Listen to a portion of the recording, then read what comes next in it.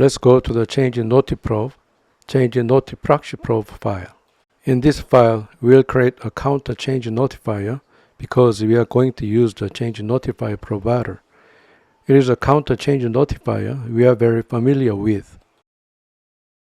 Next, since we have decided to use change notifier provider and change notifier proxy provider, we'll edit translations too.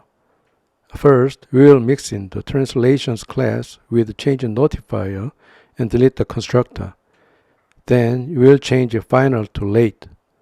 The reason I changed it to late is because the value will be initialized in update. And create a void type update function and receive a counter type instance as an argument. This update function is called whenever the counter instance changes. In the update function, the underscore value is updated as the counter property value of the counter instance. And call notify listeners function to notify listeners about the changed value. Next, delete the counter variable and increment the function inside the stateful widget. Now that the increment function is in the count class, there is no need to pass it as an argument to the increase button. So let's modify the increase button widget. Delete the void callback type final variable increment of increase button and the corresponding variable in the constructor, and assign an empty function to onPress for now. Go to the change.notiprov, change.notiProxyProv widget, wrap the column widget with a multi-provider, and give a count type change.notify provider that creates a counter change.notify instance as the first element of the providers list. As a second element, change.notify proxy provider is given.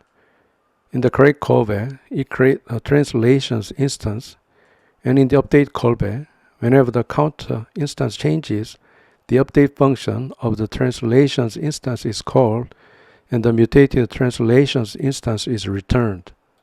The update function receives the build context as the first argument, which will not be used, so mark it with an underscore, and as a second argument, it will receive a count type counter, and the final one is a nullable type translations argument.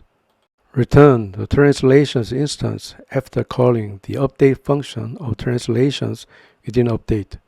In this case, since translations is a nullable type, you need to use the bang operator when calling update. Next, go to the increase button widget and call the increment function of the counter instance in the onPress callback of the increase button using context.read instead of the empty function. The show translations widget is exactly the same as the show translations of ProxyProv create update, so I will copy and paste it. Now let's run it after hard restart. We achieved our desired results in a different way than before. We have seen that you can achieve the same effect in a lot of different ways.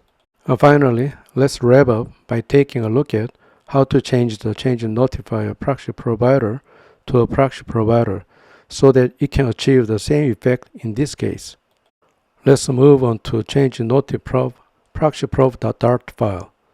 The scenario is the following. Create a counter change notifier, and because translations does not have a self-managed state and only depends on the value of the counter, whenever the counter change notifier changes, a new instance of the translations class is created. So I'll copy the change notifier class we just created. Next, I'll delete the counter variable in the increment function. Since we'll use the increase function of the counter class, you don't need the argument of increase button. Go to the increase button widget and delete the void callback, and delete the corresponding item in the constructor as well, and replace increment with an empty function for now. Next, wrap the column widget with the multi-provider and give a counter type change notifier provider that creates an instance of a counter change notifier as the first element of the providers list. In this case, the context argument is not used, so give it an underscore. This proxy provider will return a new translations object whenever the counter instance changes, so it does not need create Since the build context and translations instance arguments will not be used in the update callback, mark them with an underscore and double underscore respectively, and return the translations object with the counter property of the count instance as the value.